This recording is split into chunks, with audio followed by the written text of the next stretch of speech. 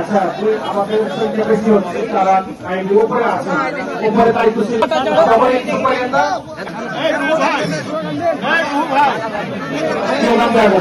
আগে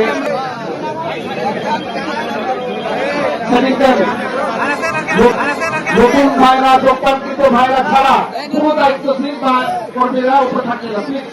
একটু আমাদের অনুরোধ ছিলেন।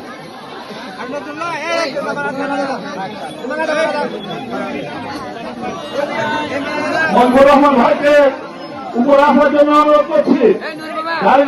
মজিবুর রহমান ভাই বিএনপি করতাম, তারপরে আওয়ামী লীগে ছিলাম, তারপরে এখন আমি জামাত ইসলামে যোগ দিলাম।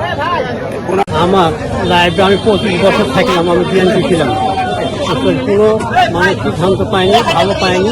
আমি জামাত দলে ভালো পাইছি, আমি সেখানে আমি ভর্তি হয়েছি। তাতে আমি এখানে ভোট দেওয়া দিব। আমি ছিলাম বিএনপি, এখন জামাতে যোগ দিলাম। কোরআনের আলোতে অন্ধকার থেকে আলো দিকে বাড়িয়ে এলাম। জামাত হলো ইসলামী দল, কোরআনের দল, কোরআনের দল।